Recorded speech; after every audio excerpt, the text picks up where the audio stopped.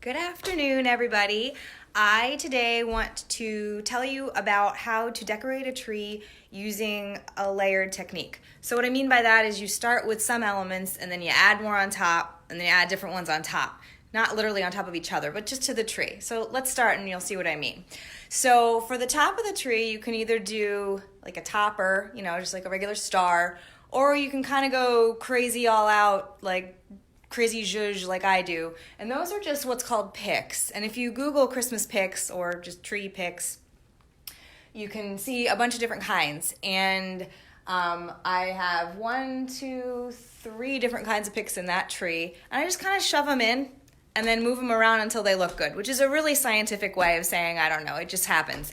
It's kind of one of the skills designers just have, but the more you do it, the more you kind of get used to it. So I start with the very top of my tree and do the picks, and I usually work my way down because I find it's really more difficult to decorate the top of the tree than it is the bottom, and I like to get the things that I don't like to do out of the way.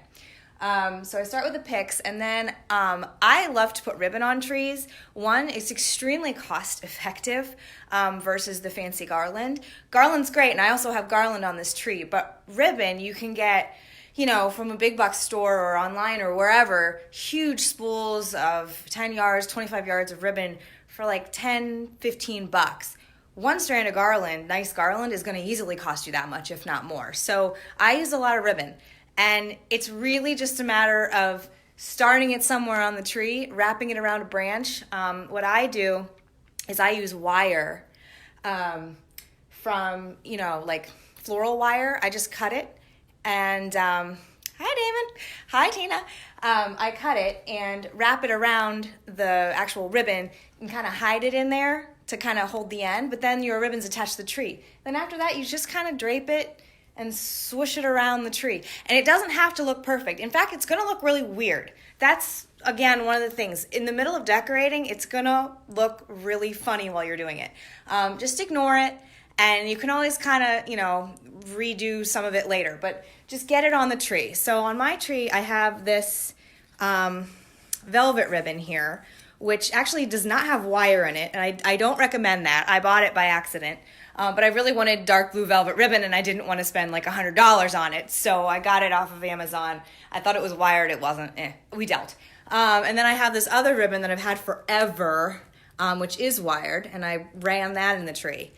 Then if you do have the fancy garland, you don't need as much of it after that because you've already got ribbon in the tree. So you don't have to go spend $300, which you honestly could do that on ribbon or on garland. So you just buy a couple of the strands and, again, drape them through. So at this point, you're going to have huge gaps in the tree, and it's going to look really weird. But then what you want to do is stare at the tree. I'm going to try and do this and see if there's any spaces where you can see, like, inside the tree. It's really difficult for me to do this. Let me see if I can turn this. Yeah, I can turn it. Okay, so see how you can kind of see inside the tree? There's that ornament there. I hang ornaments way deep down inside the little holes in the tree. And the reason I hang the ornaments deep down inside the tree is then it kind of hides the yucky parts in the middle of the tree. Because this is obviously a fake tree. It's one of those flock trees that makes a mess. But I just had to have it. So I bought it last year at the end of the year. But so kind of shove them in there first and get them hanging all inside so you can't really see that ugly base of the tree as much. If you have a real tree, you may not have this problem. It might be thick enough, but if you did get, one of those Charlie Brown style Christmas trees that are a little thinner, then again, you can just kind of shove some ornaments deep in. And then you want to start building out and down and hanging ornaments on the tree. Oh, and I forgot one thing that I have on the tree, and you can kind of do variations. You can do pine cones, you can do holly berries. I have flowers on this tree because this is my glam tree. This is not my son's Christmas tree. This is mine. So we've got, these flowers, and you just stick those in too. The one thing about the florals that's good to note is that you kind of need to make sure that they're sticking out a little further than you'd think that you want them. Again, it's probably going to look weird until you're done. But they actually do stick out of the tree quite a bit. So if you see how that sticks out?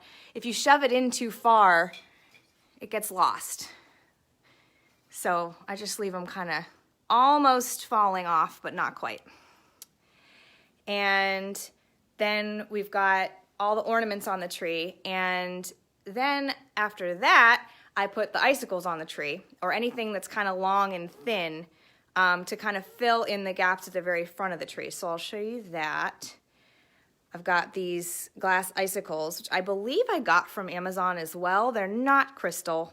We're not that fancy in this house, but they are glass. You can also get the shatterproof ones, and shatterproof is just a fancy word for plastic, but there's nothing wrong with that. Most of the ornaments on this tree are shatterproof, because I have a young kid and 2 cats. And then the very last thing that I do is just kind of look over the tree and see if there's any holes. And if there's any holes that I see, I have pine cones, glitter pine cones. You can make these yourselves, guys, if you want to. If you've got pine cones in your yard, you can get some of that glitter spray on a nice day, go outside and put a tarp down and spray away, and you'll have glitter pine cones for almost free. You can get this stuff at Joann's or any other craft store, and they last a long time. And honestly, after a while, they do stop shedding, but there's a bit of sheddage at the start, but just, you know, warn your family that your house is just going to be a glitter bomb for 2 months out of the year. It's fine. They'll get used to it. So I kind of stick those in the little holes, like that one there. And then there's like a smaller version up here that I did. And that's kind of how you really layer a tree. The only other tip I have for you is if you go to get some of these things that are kind of like the layering pieces, the picks, the flowers, holly berries, that kind of stuff, buy 5 times the amount that you think you're gonna need. I'm not kidding. If you think that 3 is gonna be enough, buy 15, because it's never enough. And even when you get it all on the tree, you're gonna be like, oh my gosh, I wish I had 7 more of these to put on the tree. It takes a lot to decorate a tree to make it look like one of those trees in a magazine. And of course you don't have to decorate your tree like that, but this is a video about layering a Christmas tree. So that is what I have done. So this is the tree, and I hope you enjoyed this and learned something, and let me know if you have any questions. I will talk to you guys later. Bye.